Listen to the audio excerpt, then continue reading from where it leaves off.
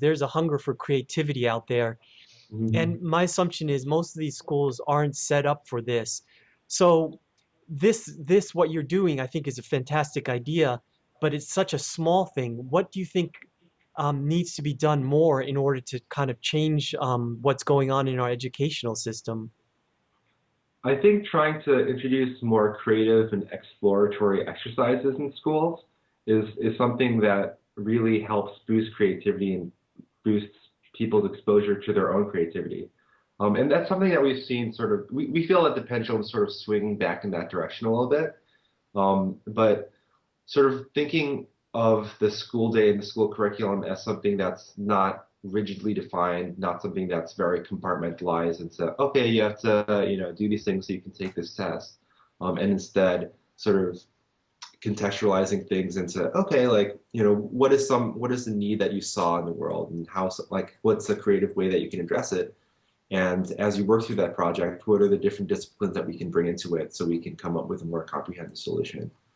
Hmm. So I think sort of breaking down the barriers and breaking down the traditional notions of where things should go and how you test things, how you assess things, and break things down certainly helps people sort of expand their thinking a little bit. That makes sense. Now, in terms of your educational background, growing up as a kid, how was your creativity stifled or not? Do you think in terms of looking back? So I was actually talking with a friend about this a couple weeks ago, but I feel like a lot of the things that I've been working on over the past, actually probably since high school, have been very, very interdisciplinary.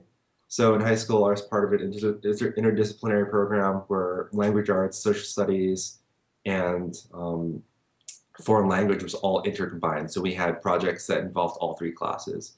For my undergraduate education, I took product design, which is a fusion of engineering, psychology, and business. So all those things were combined. So it just, as I moved through school, being able to keep an interdisciplinary mindset and look at things from lots of different perspectives as I sort of crafted solutions or projects, I think allowed me to sort of come up with interesting and different solutions than I would have been able to if I was just sort of thinking about it from one very narrow perspective. And I think that's something that, schools and teachers are trying to do a bit more, but it's difficult because there are so many restrictions on what they're able to do and how they're evaluated.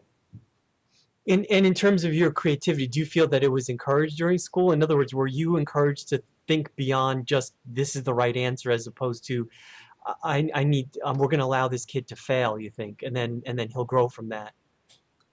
I don't know. I think it's a combination of different things. I think in some situations I did feel a little bit constrained, and I did feel like I had to check certain boxes in order to level up.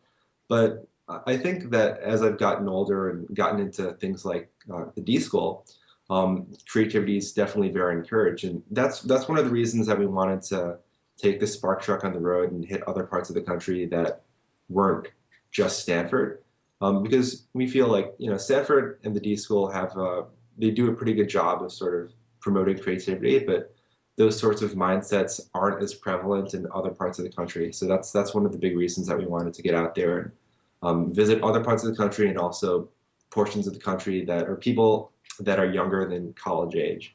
Because I think once you get to college, things get a little bit more flexible. But before that, there's a lot of pressure and a lot of stress around getting into college, and that usually leads to, okay, like make sure you do really well on standardized testing so you can get into college.